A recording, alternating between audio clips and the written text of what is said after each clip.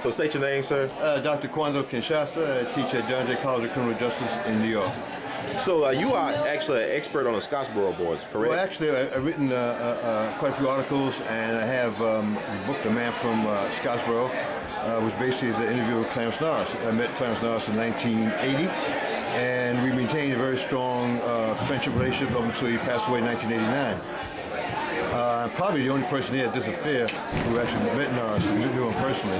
But in any case, I have another book coming out this summer, actually on July 13th, and it's actually the collected letters of the Scottsboro defendants. The actual title is, in their own words, Selected Letters of the Scottsboro Defendants of 1931 to 1950.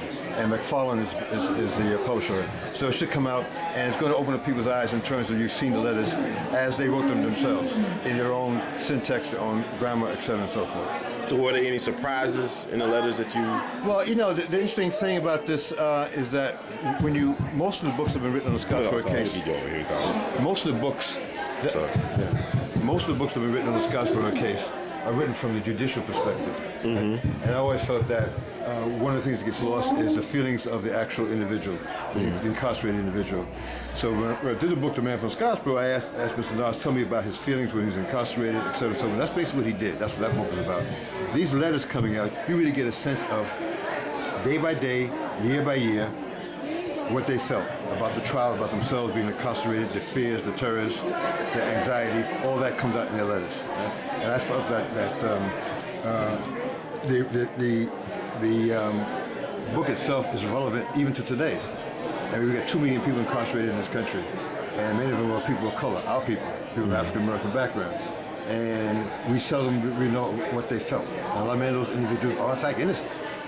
And we were lucky here to be here and see that finally at least one state legislature, Alabama, has been able to in fact exonerate these individuals. And hopefully that this case will set a precedent for other states to do the same thing in terms of individuals being wrongly convicted.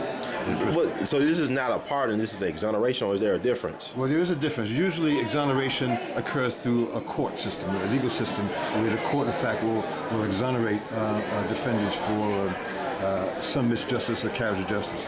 And the governors usually have the right to pardon. So originally, this Governor Bentley here in Alabama, he agreed that he in fact would pardon them. And something occurred last night or early this morning where he decided that it would be more than a pardon. He in fact will exonerate. Oh wow! So he actually did exonerate. So this is like so this was history. This was like history on history. Wow! History on history. Now it's very unusual. Now I don't know what that means legalistically speaking in terms of down the line whether other states will in fact follow the example of the state of Alabama.